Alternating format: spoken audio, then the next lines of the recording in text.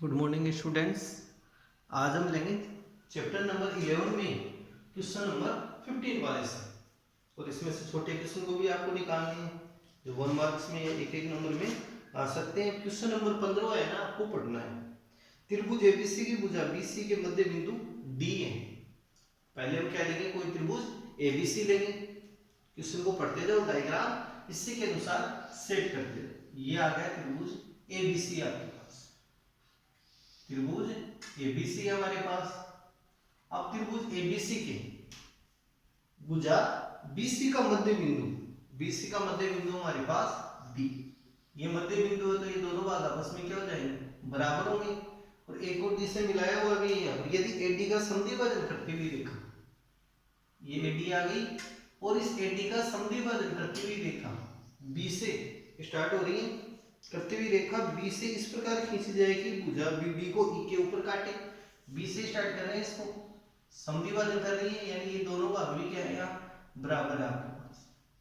ये दोनों भाग बराबर है कि इस एडी को तो किस पे काट रही है, ई पर, और एसी को कट कर रही है वह एक्स पे। ये पॉइंट ई है आपके पास, पॉइंट ई। एक बार और देख लो क्वेश्चन में, त्रिभुज एबीसी में भुजा बीसी का मध्य बिंदु डी है। डी है तो ये दोनों भाग बराबर हो जाएंगे। और फिर यहाँ पर बोल रहा है कि एडी का समद्विभाजन करती हुई रेखा पॉइंट बी से हम खींच रहे हैं, तो बी से बी एक्स रेखा खींची तो वो क्या करेगी, इसका एडी का समद्विभाजन, अतः ए बराबर डी हो जाएगा। यहाँ दोनों भाग बराबर, तो सिद्ध करना है आपको ई एक्स बटा बी, ई एक्स बटा बी बराबर 1/3।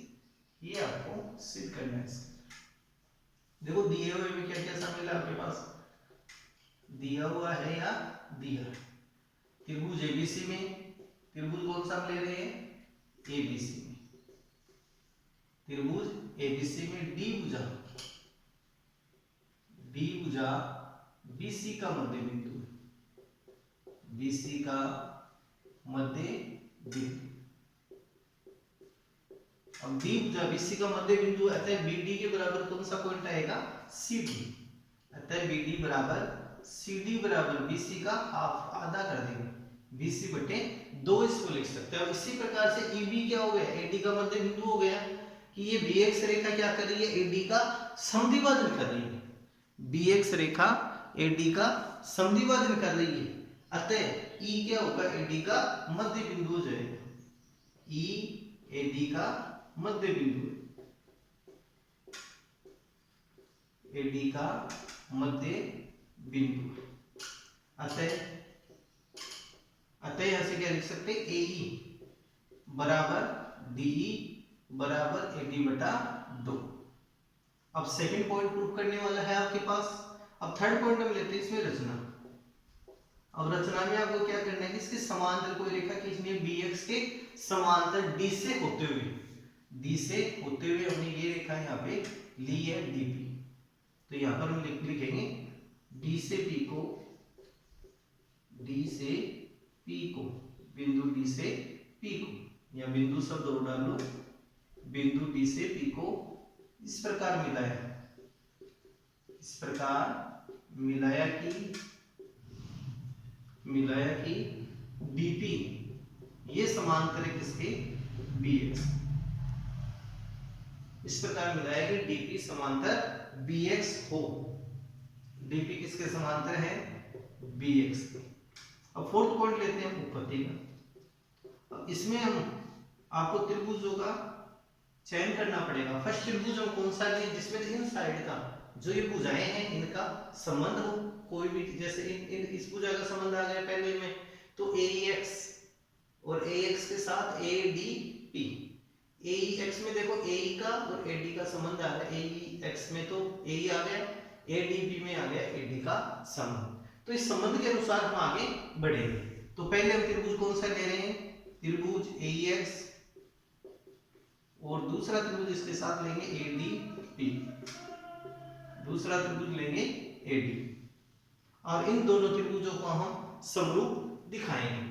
पहला ये कोण 1 और ये कोण 2, तो कोण 1 बराबर कोण 2, संगत कोण जिसको हम कह सकते हैं कोण 1 बराबर कोण 2 संगत कोण। दूसरा दोनों रेखाएं समांतर है तो संगत कोण बन जाएगी, यहाँ से डीपी समांतर बीएक्स है संगत कोण।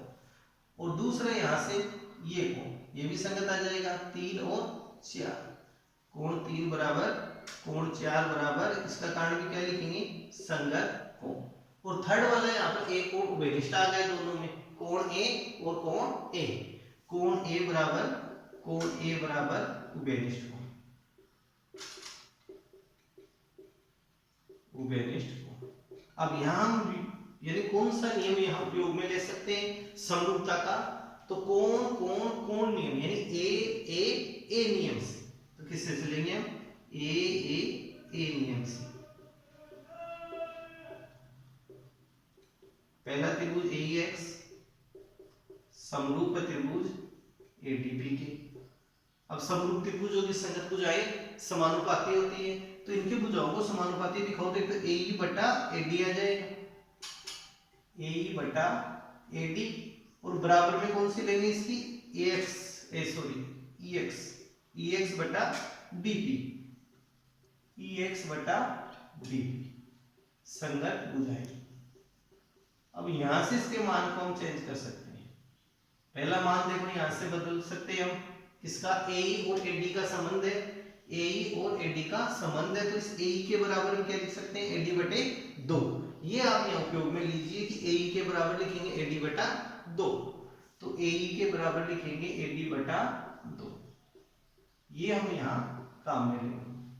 तो इस AE की जगह AD बटा 2, नीचे भी आ गया AD बटे में बराबर EX बटा DP, AD से AD वाला पद कैंसिल, यहाँ आ गया 1, इसको वजन गुणा कर लो तो DP का मान हम निकाल सकते हैं। तो DP बराबर कितना आ गया, 2EX, DP के बराबर 2EX, ये आ गया हमारे पास समीकरण नंबर 1।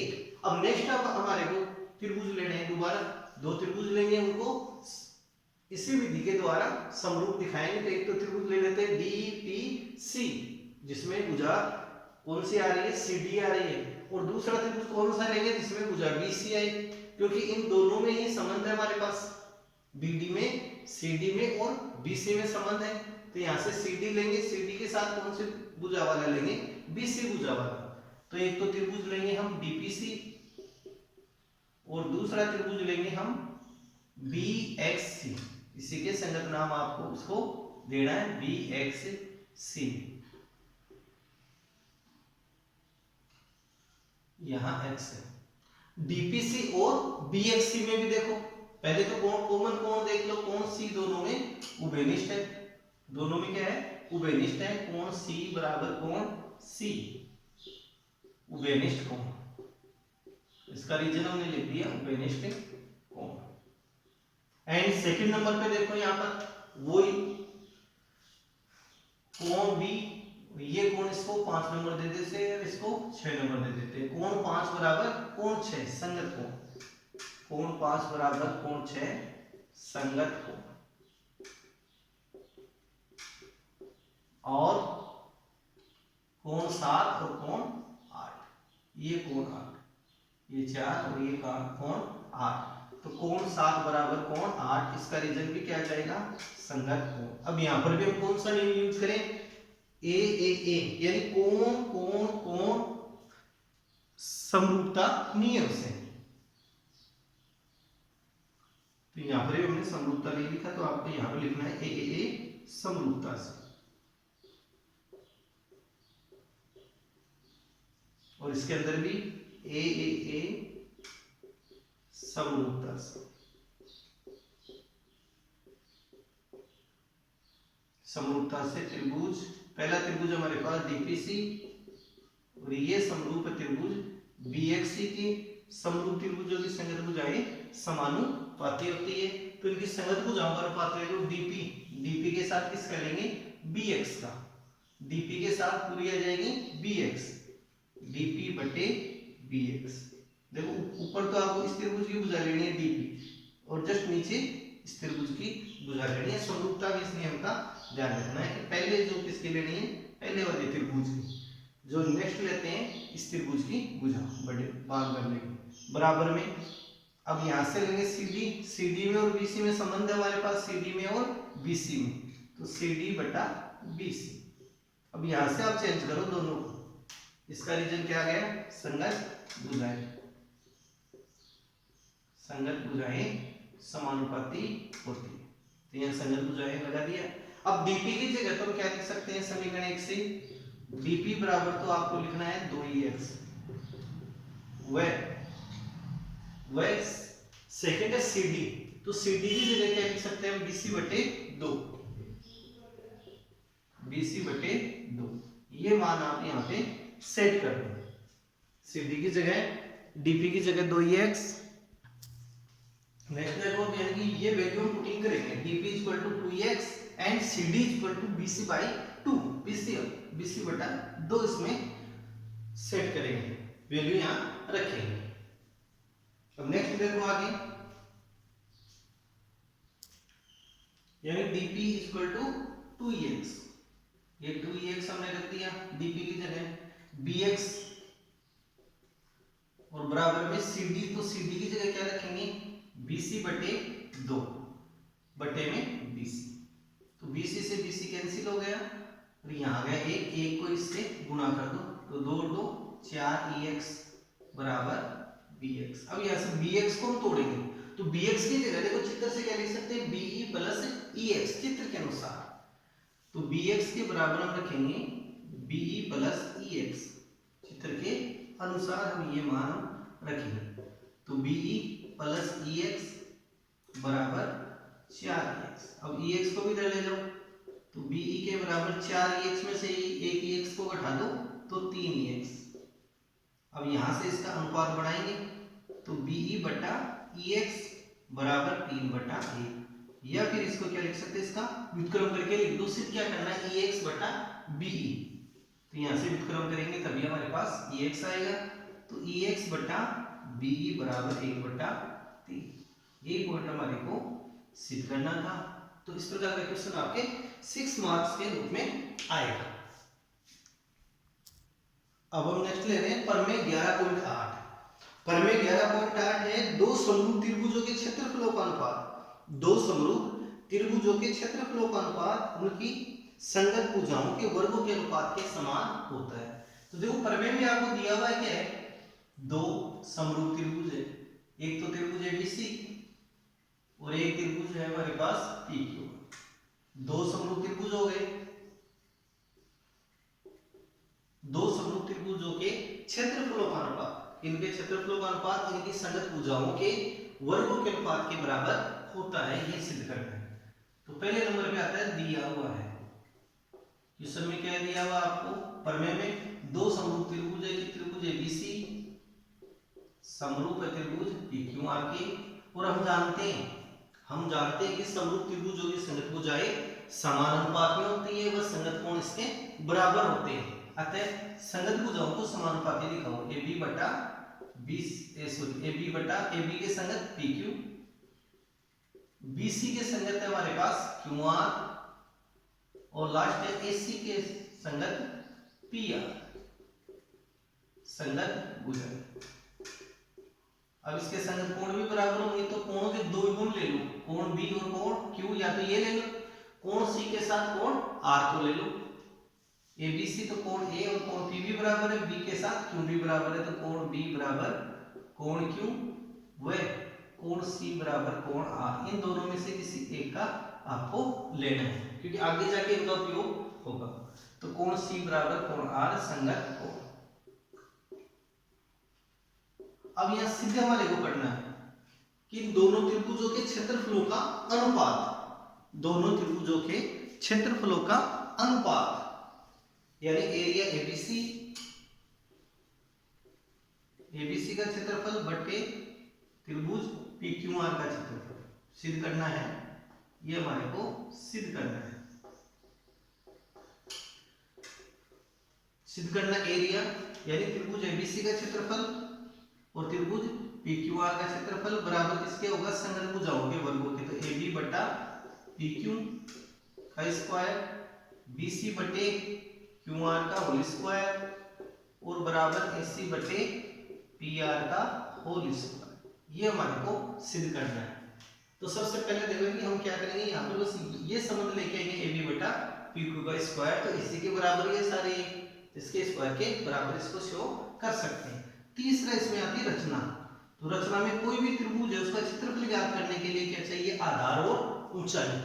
आधार और ऊंचाई आपके पास है तो त्रिभुज का क्षेत्रफल आराम से ज्ञात कर सकते हैं। तो इस त्रिभुज में आधार तो BC है, तो इसकी ऊंचाई के लिए हम इसके अंदर ये लंब डालेंगे, ये लंब जैसे AM डाल दिया, और इसके अंदर भी लंब डालेंगे तो ये PM लंब डाल दिया। तो यानी कि क्वेश्चन के अंदर हमने क्या किया है, यहाँ से AM लंब खींचा है इस पे BC पे, और दूसरा PM लंब खींचा है किस पे, QR, ये खींचा। अब तीसरे नंबर पे चौथे नंबर पे चलते हैं उत्पत्ति में। अब यहां से त्रिभुजों का क्षेत्रफल निकालते हैं। पहले त्रिभुज ABC का क्षेत्रफल, तो एरिया ABC बटे एरिया PQR। अब त्रिभुज ABC के क्षेत्रफल का सूत्र क्या होता है, 1/2 आधार गुणा ऊंचाई। इसका प्रयोग करते हुए चलते हैं, तो 1/2 आधार हमारे पास आ गया BC संगत ऊंचाई के अनुसार, और संगत ऊंचाई इसमें AM, तो BC गुणा AM। एंड त्रिभुज PQR में आधार QR, 1/2 आधार QR, और इसके संगत ऊंचाई PM, ये PM 1/2 से 1/2 कट गया। अब यहां से देखो, हम यहां से BC बटा QR को चेंज कर सकते हैं। BC बटे QR की जगह क्या रख सकते हैं, AB बटा PQ। तो ये यहां पे सेट कर दो, एरिया ABC बटे एरिया PQR बराबर में BC बटा QR की जगह हम क्या ले रहे हैं, AB बटा PQ गुणा AM बटा PN। ये हमारे पास बन गया समीकरण नंबर 1। BC और BC बटे QR की जगह क्या मान हमने रख दिया, AB बटा PQ। यहाँ पर रखने के बाद हमारे पास ये आ गया। अब आगे आपको यहाँ सोच के चलना है कि अब देखो हमारे पास यहाँ AB बटा PQ, तो यहाँ पर भी क्या आना चाहिए, AB बटा PQ आपके पास आना चाहिए, ताकि इनको गुणा करेंगे तो AB स्क्वायर बटे PQ स्क्वायर हमारे को प्राप्त हो जाएगा। तो आपको ऐसा त्रिभुज लेना है जिसमें AB और AM दोनों भुजाएं शामिल हो। ऐसा त्रिभुज हमारे पास कौन सा है, AMB। तो पहला त्रिभुज हम कौन सा लेंगे इनसे संबंधित, त्रिभुज AMB। और दूसरा त्रिभुज हम लेंगे जिसमें PQ और PN भुजा सम्मिलित हो, PQ और PN भुजा शामिल हो, PQ भुजा और PN भुजा। तो त्रिभुज लेंगे PNQ में। तो त्रिभुज दूसरा हम ले रहे हैं PNQ में, और इन दोनों त्रिभुजों को भी हम समरूप दिखाएंगे। तो इन दोनों में देखो, एक तो कोण M और कोण N बराबर 90 डिग्री के लंब हमने डाला, कोण M और कोण N बराबर 90 डिग्री। इसका कारण क्या है, ये रचना से, यानी सबका आपको कारण, उचित कारण आपको लिखना है इसके अंदर। दूसरा कोण B बराबर कोण Q, ये दिए हुए में हमने शामिल किया संगत कोण, या तो इनका रिलेशन ले लो। यदि हम यहां से देखो क्वेश्चन के अंदर BC बटे QR की जगह हम AC बटे PR लेते, यहाँ क्या देते, AC बटे PR, तब आपको यहाँ कोण चेंज करते हुए ये लेना पड़ता, कोण C बराबर कोण R, क्योंकि AC और AM का संबंध है त्रिभुज AMC में, और PR और PN का संबंध है त्रिभुज PNR में। इसलिए यहाँ से इन दोनों में से एक युग्म हमारे को काम आएगा। अब यहाँ से लेते हैं कोण B बराबर कोण Q, ये संगत कोण, या फिर आप यहाँ पे दिया हुआ लिख सकते हैं। अब यहाँ कौन सा नियम यूज करेंगे, समरूपता का AA समरूपता नियम, कोण समरूपता नियम से, AA समरूपता से। पहला त्रिभुज हमारे पास AMB, और ये समरूप त्रिभुज PNQ। समरूप त्रिभुजों की संगत भुजाएं समानुपाती होती है, तो इस नियम का यूज करते हुए यहां से AM बटा PN, देखो AM बटा PN, इसकी जगह क्या आ जाएगा, AB बटे PQ। ये समीकरण नंबर 2।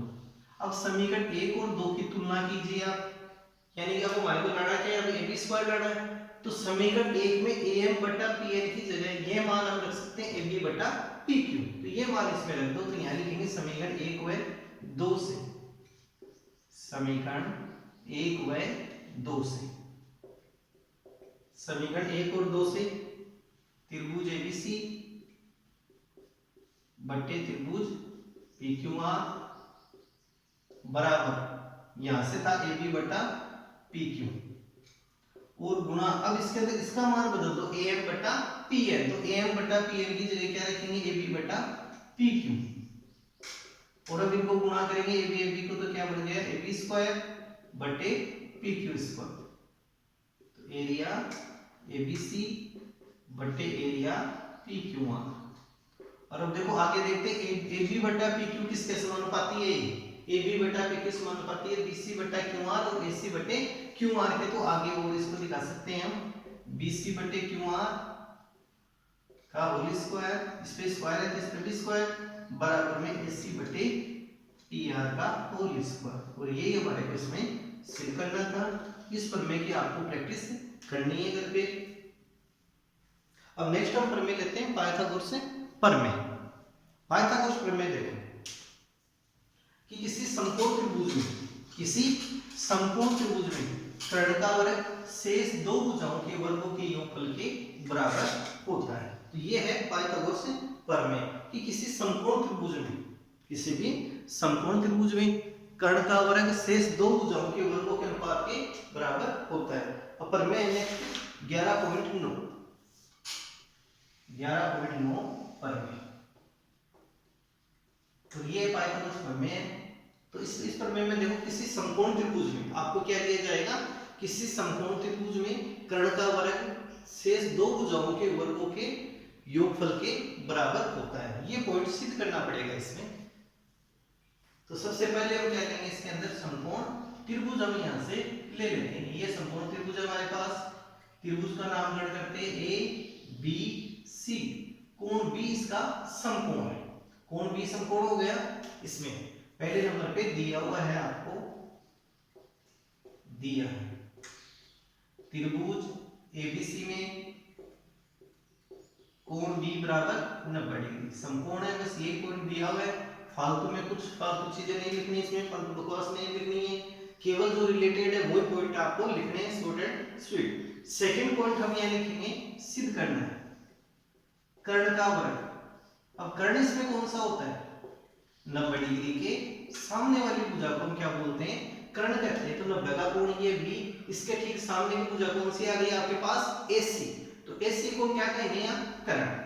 तो कर्ण का स्क्वायर AC स्क्वायर के बराबर शेष दो भुजाओं के वर्गों के योग के बराबर। अब शेष दो भुजाएं आपके पास कौन सी रहेगी, शेष दो भुजाओं में आधार और लंब, तो आधार BC और लंब AB, तो AB square plus BC square. ये पॉइंट हमारे को सिद्ध करना है इसमें।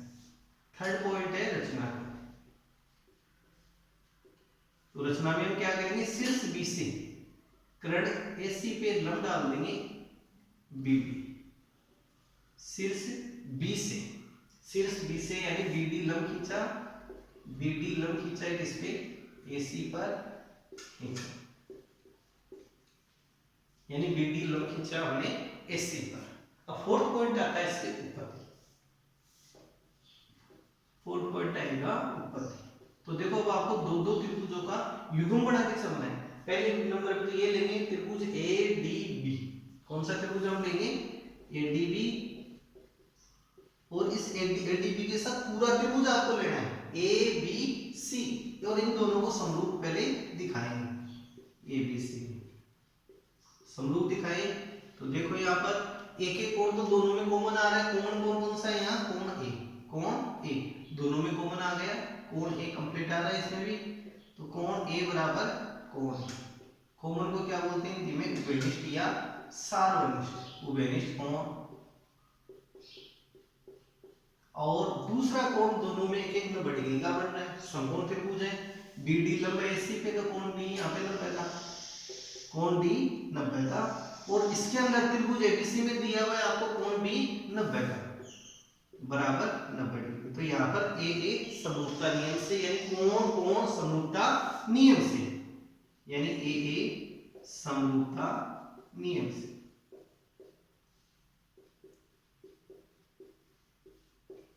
पहला त्रिभुज हमारे पास आ गया ADB,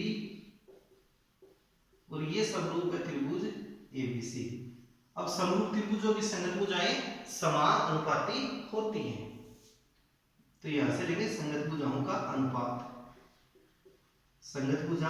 और संगत भुजाओं का कौन सा अनुपात लेंगे हम, ये आपको ध्यान रखना है। इसमें लीजिए आधार बटे आधार और कर्ण बटे कर्ण का यह संबंध आपको लेना है। पहले ऊपर कौन से त्रिभुज का लेंगे, जो पहला त्रिभुज है एडीबी का, तो त्रिभुज एडीबी का आधार मानते एडी, इसको मान लेते हैं यहाँ एडी, एडी बटे। अब नीचे लेना एबीसी का आधार, एबीसी का आधार एबी को, इसके संगत एडी बटा एडी, एबी बराबर। अब लेना इसको कर्ण, पहले किसका कर्ण लेंगे, एडीबी का कर्ण, एडीबी यानी त्रिभुज एडीबी का कर्ण तो 90 डिग्री का कोण बी है, जिसके सामने की भुजा हमारे पास कौन सी आ गई, एबी, तो एबी यहाँ पर क्या बन जाएगा, इसका कर्ण एबी। और फिर लेना पूरे त्रिभुज एबीसी का कर्ण, एबीसी में कोण बी समकोण, जिसके सामने की भुजा एसी कर्ण। अब इसको वज्र गुणा कर लेते हैं, तो वज्र गुणा करते हैं तो एबी को एबी से गुणा करेंगे तो क्या आ जाएगा, एबी स्क्वायर बराबर एडी गुणा एसी, वज्र गुणा एडी गुणा एसी, ये आ गया समीकरण नंबर 1। अब इसी प्रकार से आपको ये त्रिभुज लेना है, त्रिभुज बीडीसी समरूप दिखा सकते हैं एबीसी के या सीबीए के, नाम चेंज करके ले लो इसको, ताकि जो संगत भुजाओं का अनुपात लेंगे तो उसमें प्रॉब्लम नहीं आएगी। तो त्रिभुज कौन सा लेंगे, सीडीबी, त्रिभुज सीडीबी समरूप त्रिभुज सीबीए की। यहाँ हम क्या लिख सकते हैं, इसी प्रकार लिख दो या इसको समरूप करके दिखा दो, समरूप करके भी हम दिखा सकते हैं। समरूप करके दिखाए तो कोई दो नियम, एक तो क्या आएगा घनिष्ठ कोण और एक 90 डिग्री का कोण, लेकिन आपको यह क्या करना है, इसी प्रकार लिख के इसको हम सिद्ध कर सकते हैं। तो इसी प्रकार सीडीबी समरूप त्रिभुज सीबीए की। अब सीडीबी और सीबीए में देखो संगत भुजाओं का अनुपात, तो संगत भुजा सीडी बटा बीसी, सीडी बटा बीसी की वही आधार बटे आधार और कर्ण बटे कर्ण का यहाँ संबंध आपको लेना है। तो पहले हम क्या लिए, फर्स्ट त्रिभुज का आधार इसका सीडी आ गया आधार, तो इस सीबीए का आधार कौन सा आ जाएगा, बीसी। फिर यहाँ कर्ण सेट करना है, तो कर्ण आपके पास सीडीबी का कर्ण कौन सा आएगा, 90 डिग्री के सामने की भुजा बीसी, और पूरे त्रिभुज का कर्ण हमारे पास है एसी, इसको भी वजन गुणा करेंगे तो बीसी स्क्वायर, बीसी को बीसी से गुणा करने पर बराबर सीडी गुणा एसी, ये समीकरण नंबर 2। अब सिद्ध करने वाले पॉइंट में आपको चलना है। सिद्ध करने वाला क्या है, एसी स्क्वायर के बराबर AB square plus BC square. तो समीकरण 1 में तो देखो एबी स्क्वायर है, इसके एलएचएस में, और इसके एलएचएस में समीकरण 2 में बीसी स्क्वायर, इन दोनों में क्या संबंध बन रहा है, यहाँ प्लस का, इसलिए हम समीकरण 1 में समीकरण 2 को जोड़ेंगे, समीकरण 1 में 2 को जोड़ेंगे, 1 में समीकरण 2 को जोड़ने पर दोनों समीकरणों को जोड़े तो A B square plus B C square बराबर ए बी गुणा ए सी प्लस सी डी गुणा ए सी। यही संबंध का ध्यान रखना है कि एलएचएस में एलएचएस ऐड होगा और आरएचएस में आरएचएस को जोड़ना, एलएचएस में एलएचएस को जोड़ना है और आरएचएस में आरएचएस को जोड़ना है। अब यहां से देखो ए बी स्क्वायर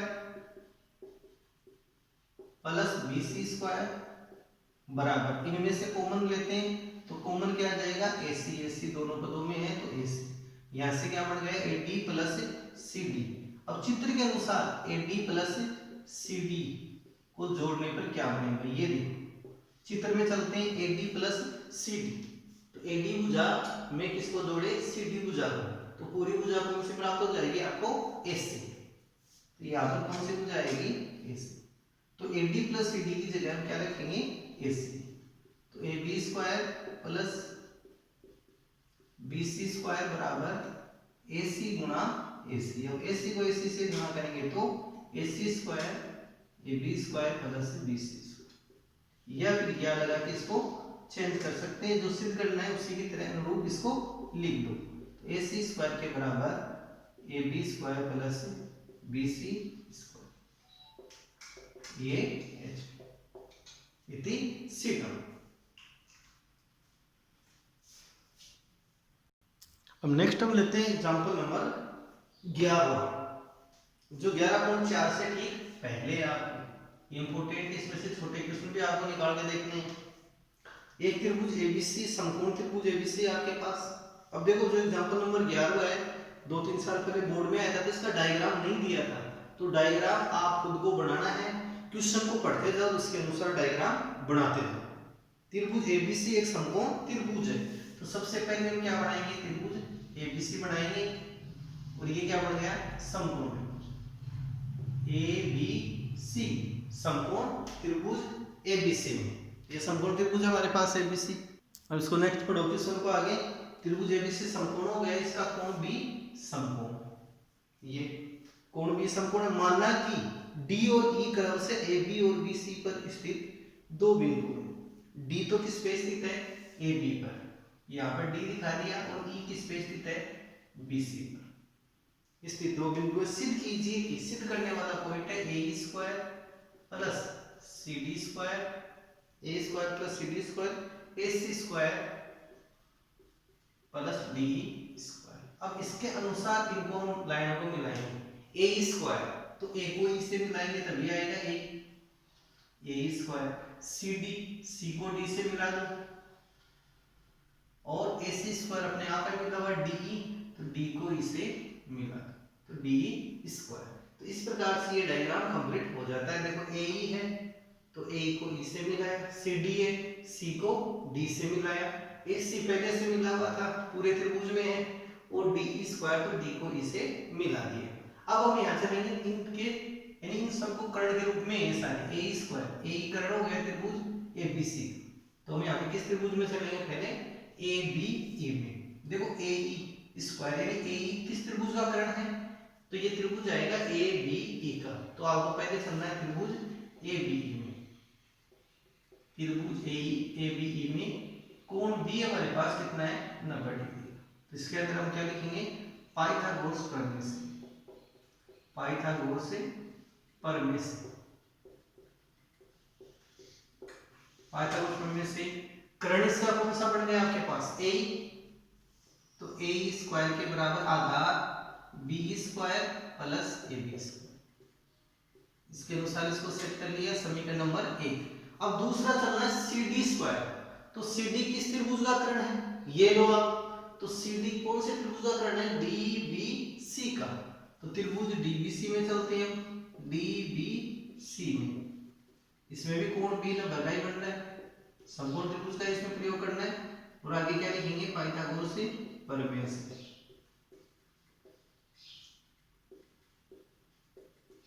और पाइथागोरस प्रमेय से सेट करो कर्ण का स्क्वायर, तो कर्ण यहाँ पर C D D B C में, डी बी सी में कर्ण आ गया सी डी, तो सी डी स्क्वायर के बराबर B D square plus B C square, ये हमारे पास समीकरण आ गया दूसरा। अब तीसरा है ए सी स्क्वायर, तो ए सी तो पूरे त्रिभुज का कर्ण है, तो पूरे त्रिभुज एबीसी में आपको चलना है, त्रिभुज एबीसी में, इसमें भी कोण बी का मान 90 डिग्री है आपके पास, इसमें भी हम पाइथागोरस प्रमेय का प्रयोग करेंगे, तो पाइथागोरस से प्रमेय से। अब पाइथागोरस प्रमेय से देखो यहाँ एबीसी में कर्ण कौन सा आ गया, एसी, 90 डिग्री के सामने की भुजा को क्या कहेंगे हम, कर्ण, तो एसी स्क्वायर के बराबर आधार आपके पास आ गया ए बी या बी सी ले लो आधार, आधार और लंब में कोई फर्क नहीं पड़ता इसमें, A B square plus B C square, ये आ गया समीकरण नंबर 3। अब चौथा बटा डी स्क्वायर, तो डी कौन से त्रिभुज का कर्ण है, तो ये चित्र को देखने पे आपको मालूम पड़ेगा डी बी ई का, तो यहां से कौन सा हम त्रिभुज लेंगे, डी बी ई, तो त्रिभुज डी बी ई में इसमें भी कोण बी 90 का, कोण बी बराबर 90, इसमें भी पाइथागोरस से प्रमेय से।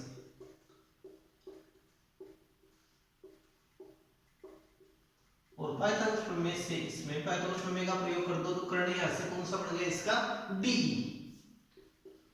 तो डी स्क्वायर के बराबर आधार आपके पास बी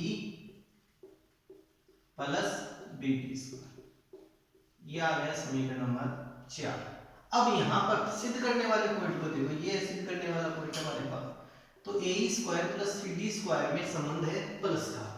तो समीकरण 1 में तो है ए स्क्वायर, समीकरण 2 में है सी डी स्क्वायर। तो समीकरण 1 में क्या करेंगे, समीकरण 2 को जोड़ेंगे। अब आप सोचोगे इसको क्यों जोड़ रहे हैं, क्योंकि यहाँ सिद्ध करने वाले में क्या संबंध आ रहा है, प्लस का आ रहा है, यानी A square plus C D square. तो समीकरण 1 में समीकरण 2 को जोड़ दो आप। समीकरण 1 में समीकरण 2 को जोड़ने पर